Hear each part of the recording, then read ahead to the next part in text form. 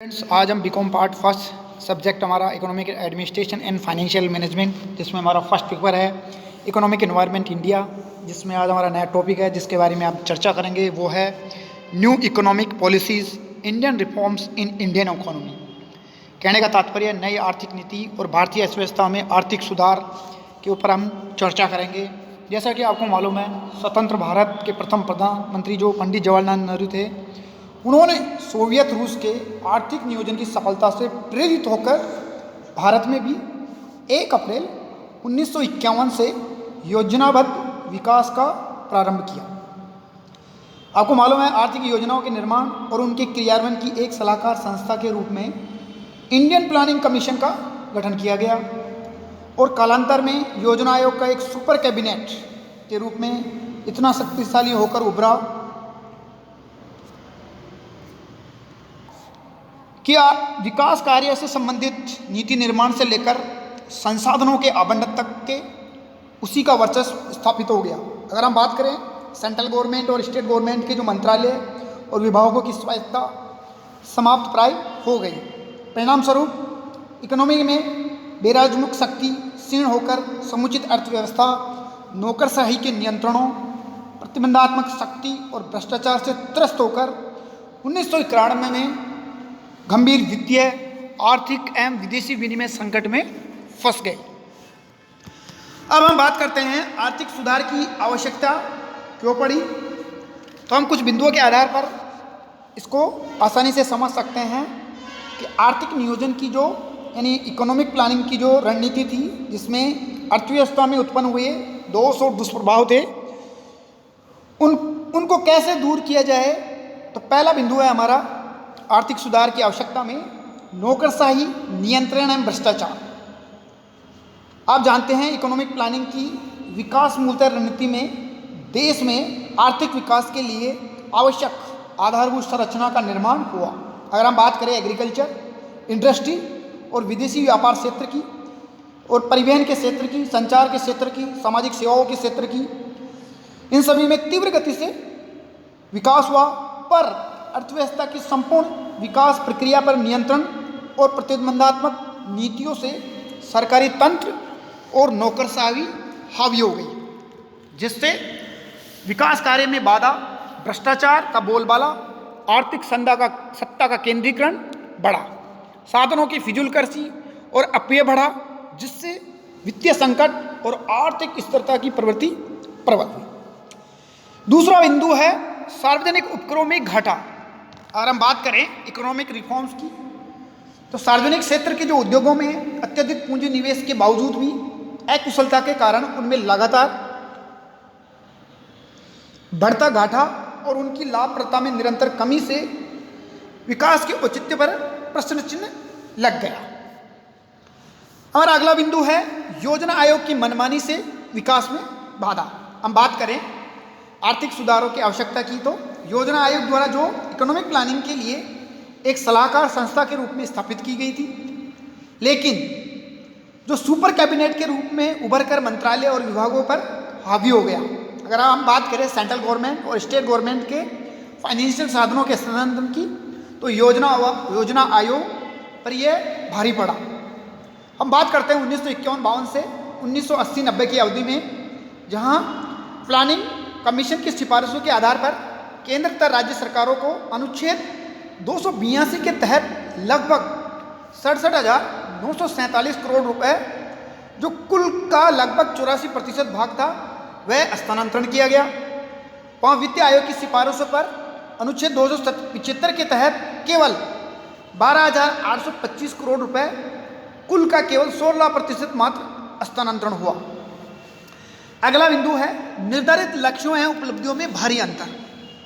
जैसा कि आपको मालूम है, विभिन्न योजनाओं में कई निर्धारित लक्ष्य और उपलब्धियों में भारी अंतर रहा, जिससे देश में जो योजनाबद्ध विकास के 60 वर्षों में भी अगर हम बेरोजगारी की बात करें, निरंतर वो बढ़ती जा रही है।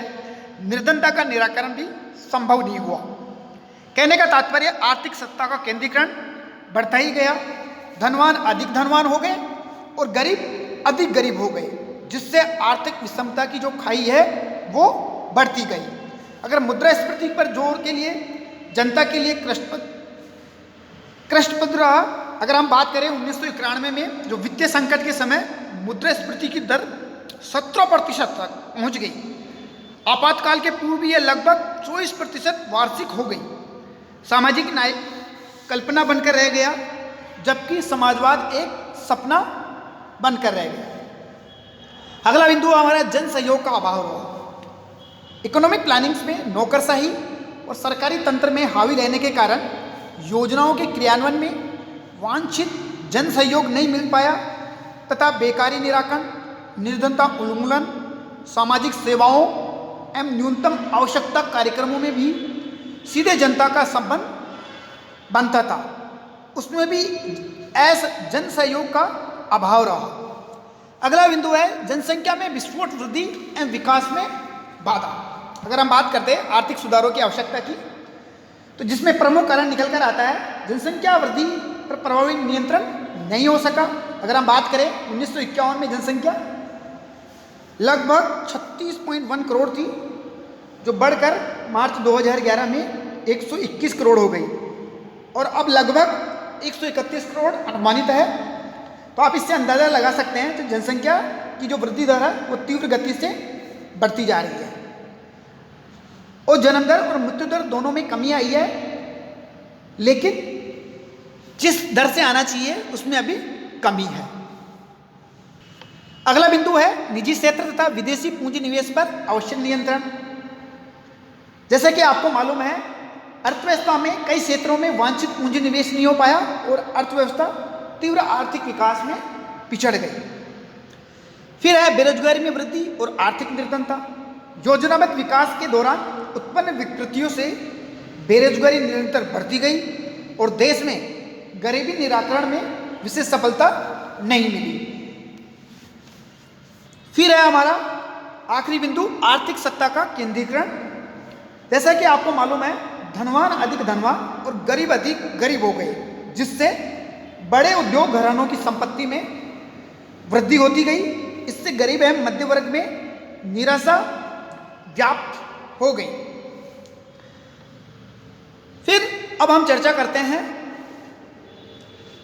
भारतीय अर्थव्यवस्था में उदारीकरण, निजीकरण और वैश्वीकरण की ओर कदम। कहने का मतलब यह है लिबरलाइजेशन, प्राइवेटाइजेशन और ग्लोबलाइजेशन इंडियन इकोनॉमी में किस प्रकार से अहम बन गए। जैसा कि आपको मालूम है अर्थव्यवस्था के योजनाबद्ध विकास से दोषों के कारण, अगर हम बात करें आर्थिक सुधारों की, 1991 के जो वित्तीय संकट आया उसने सरकार को बुरी तरह झिझोक कर रख दिया।